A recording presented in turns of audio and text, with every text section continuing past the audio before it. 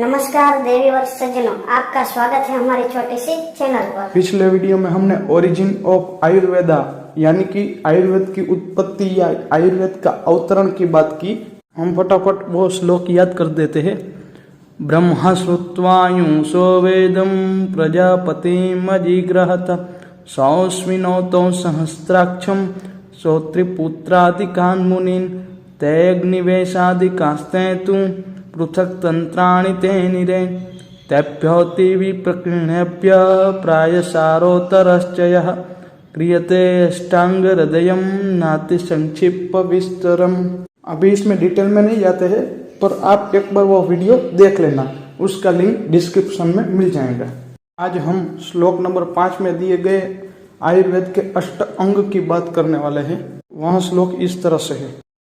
काय बाल ग्रहोर्ध्वांग शल्यदंशा जरावृषान् अष्टवंगानि तस्याहु चिकित्साये सुसंसिता। आप भी हमारे साथ एक बार रिपीट करिए।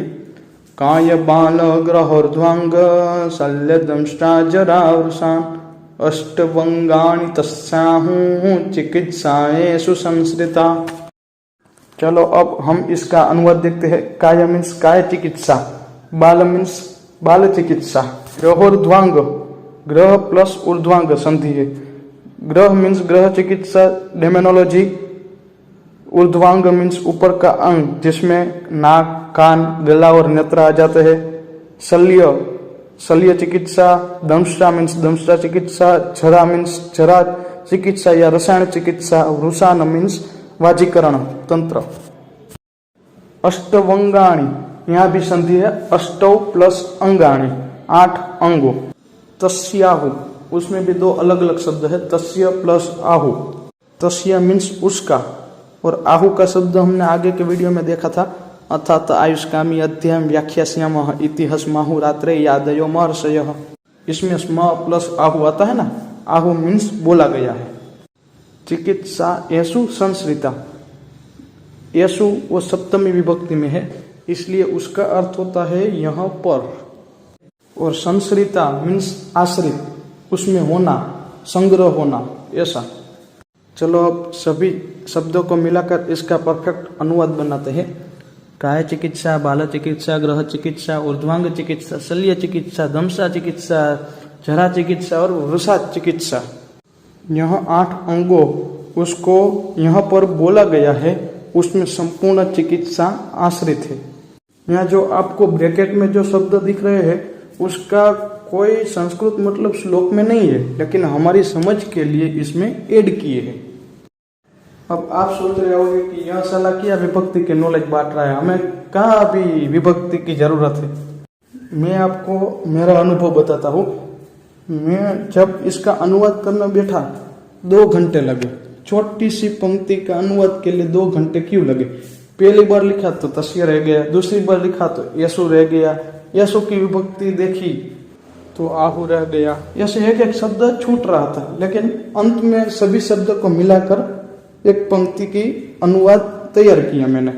मैं ऐसा भी नहीं कर रहा हूँ कि मेरा अनुवाद परफेक्ट ही है, मैं भी गलत हो सकता हूँ और आप अपनी तरह से अनुवाद लिखेंगे, कोई दिक्कत नहीं है। अभी मैं रेफरेंस के लिए आर विद्यानाथ और ब्रह्मानंद त्रिपाठी की बुक पढ़ रहा हूँ, उसमें अनुवाद दिया हुआ लेकिन परफेक्ट नहीं दिया हुआ।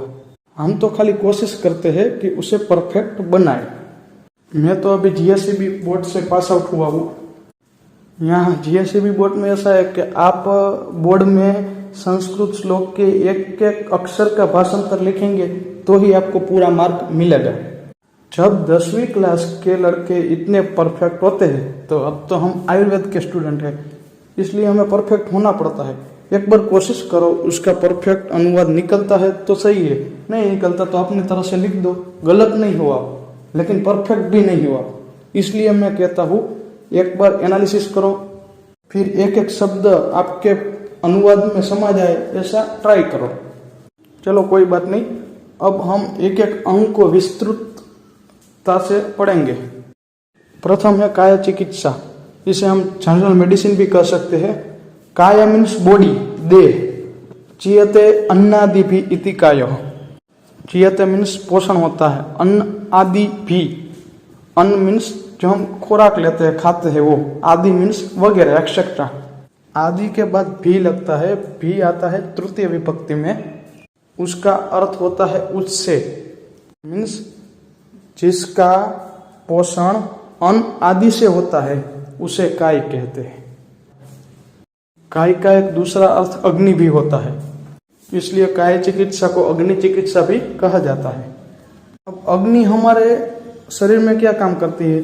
डाइजेशन का काम करती है, फिर डाइजेस्ट हुए पदार्थ का एब्जॉर्प्शन का काम करती है, एब्जॉर्ब किए गए पदार्थ का ट्रांसफॉर्मेशन का भी कार्य करती है। मीन्स हमारे शरीर में हर तत्व के ट्रांसफॉर्मेशन का काम अग्नि करती है। ऐसा भी कहा जाता है कि महत्तम रोग हमारे गलत खुराक और उसकी डाइजेशन से भी आते हैं। जैसे कि हमने तीखा खा लिया तो एसिडिटी बढ़ गई, कई बार हमने ज़्यादा खा लिया तो गैस बढ़ गई, कहीं ऐसा उबला हुआ खा लिया तो वॉमिटिंग होगी, कई बार हमने विरुद्ध खुराक खा लिया तो उससे क्या होता है? दोष बिगड़ता है, और दोष बिगड़ने से रस, रक्त, मांस, मेद, अस्थि, मज्जा, शुक्र इत्यादि धातु को दूषित करते हैं। इसी से बीमारी उत्पन्न होती है। इसलिए आयुर्वेद में क्या खाना चाहिए, कब खाना चाहिए, कितना खाना चाहिए, कौन से भोजन साथ में ना खाने चाहिए, यह सब का प्रावधान है। काय चिकित्सा में 13 अग्नि की बात की है। उसमें मूलभूत अग्नि, जठर अग्नि, जिसको हम पाचक अग्नि भी बोलते हैं, वह है। हम अग्नि को कैसे जागृत करें, कैसे संतुलन में लाए, कैसे नियंत्रित करें, ये सब का प्रावधान काय चिकित्सा में है। अग्नि के बिगड़ जाने से जो रोग उत्पन्न होते हैं उससे कैसे निजात पाया जाए, यह चिकित्सा में बताया गया है। जैसे कि ज्वर है, डायबिटीज है, मोटापा है, रक्तपित्त है, दस्त है, बवासीर है इत्यादि रोगों का इलाज यह चिकित्सा में बताए गए हैं। इसके मुख्य ग्रंथ भेल संहिता, हरित संहिता, अग्निवेश तंत्र, चरक संहिता इत्यादि है। दूसरा अंग बाल चिकित्सा है, इसे कुमार भृत्य भी कहा जाता है। इंग्लिश में हम इसे पीडियाट्रिक्स भी कर सकते हैं। इसमें बालकों के संबंधित रोग की चिकित्सा दी गई है। तीसरा अंग ग्रह चिकित्सा है, इसे भूत विद्या भी कहते हैं। इंग्लिश में इसे डेमोनोलॉजी भी कह सकते हैं। इसमें मंत्रों के द्वारा मानसिक रोगों को दूर किया जाता था। बुरी आत्मा से ग्रस्त प्राणी के शांति कर्म की विधि इसमें बताई गई है। इसका कोई सेपरेट ग्रंथ नहीं है, लेकिन कई कई ग्रंथ में इसका वर्णन मिलता है। ये अभी खंडित रूप से हमारे पास है। चौथा अंग उद्वांग चिकित्सा है, इसे शालाक्य तंत्र भी कहा जाता है। मॉडर्न में हम इसे ईएनटी और ऑप्थेल्मोलॉजी यानी कि नेत्र विज्ञान से कंपेयर कर सकते हैं। इसमें आंख, मुख, कान, नासिका इत्यादि का इलाज किया जाता था। शल्य तंत्र यह सबसे प्रधान अंग है। देव और दानवों के युद्ध में घावों की पूर्ति के लिए और कटे हुए अंग को फिर से लगाने के लिए या प्लास्टिक सर्जरी करने के लिए शल्य तंत्र का प्रयोग होता था। सूर्य पुत्र अश्विनी कुमारों, जिसे देव चिकित्सक भी बोला गया है, वह इस तंत्र में निपुण थे। ऋग्वेद में एक वर्णन मिलता है जिसमें रानी विषपाला का एक पैर कट जाता है और अश्विनी कुमारों ने सर्जरी करके उसका एक पैर वापस लगा दिया। इस घटना से हम समझ सकते हैं कि हमारी साइंस टॉप लेवल पर थी। ऋषि सुश्रुत इस तंत्र में माहिर थे। सुश्रुत संहिता शल्य तंत्र की प्रधान बुक है। छठा अंग दंष्टा चिकित्सा है, जिसे अगत तंत्र भी बोलते हैं। इंग्लिश में इसे टॉक्सिकोलॉजी भी कह सकते हैं। इसमें सांप, बिच्छू इत्यादि के विषों के लक्षण और उसके शांति के प्रयोग बताए गए हैं। सातवीं चिकित्सा जरा चिकित्सा है, इसे रसायन तंत्र भी कह सकते हैं। इसे इंग्लिश में जीरियाट्रिक्स से कंपेयर कर सकते हैं। इसमें बुढ़ापा कम करने का, पुनः शक्ति लाने का, आयु को बढ़ाने का, रोगों का विनाश करने का, स्वस्थ रहने का इत्यादि वर्णन है। हमें एक कहानी मिलती है जिसमें च्यवन ऋषि जो बुढ़ापे से ग्रस्त थे, उसने अश्विनी कुमार की तपस्या की और उससे पुनः यौवन प्रदान करने का वर मांगा। अश्विनी कुमारों ने अलग अलग टाइप्स की औषधि देकर उसे पुनः युवित किया और च्यवन ऋषि ने सभी को यौवन और स्वस्थ रहने के लिए एक औषधि का निर्माण किया जिसे हम च्यवनप्राश भी बोलते हैं। ऐसे ही जरा चिकित्सा में बुढ़ापे का कम करने का इलाज दिया गया है। अंतिम और आठवां अंग है वाजीकरण तंत्र। वाजी मीन्स अश्व, अश्व जैसी ताकत देने वाला, या इसे वृष चिकित्सा भी बोला जाता है। वृष मीन्स वृषभ, वृषभ यानी कि सांड, बैल नहीं, सांड और बैल में अंतर है, आपको पता ही होगा। वृक्ष चिकित्सा में सेक्सुअल डिसीज का इलाज किया जाता है।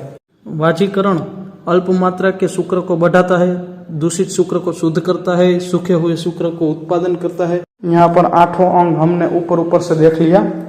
चलो एक बार श्लोक रिपीट कर देते हैं ताकि हमें कंठस्थ हो जाए। काय बाल ग्रहोर्ध्वांग शल्य दंष्टा जरा वृषान अष्टवंगानि तस्याहु चिकित्साएं सुसंसिता। इसका अनुवाद भी जल्दी से देख लेते हैं। काय चिकित्सा, बाल चिकित्सा, ग्रह चिकित्सा, ऊर्ध्वांग चिकित्सा, शल्य चिकित्सा, दंष्टा चिकित्सा, जरा चिकित्सा और वृषा चिकित्सा। 8 अंगों उसको बोला गया है, उसमें संपूर्ण चिकित्सा आश्रित है। यदि आपको हमारी यह वीडियो पसंद आई हो तो इसे लाइक कीजिए, हमारे चैनल को सब्सक्राइब कीजिए, अपने मित्रों को भी शेयर कीजिए। मिलते हैं अगली वीडियो में, तब तक के लिए जय श्री राम, जय हिंद, वंदे मातरम।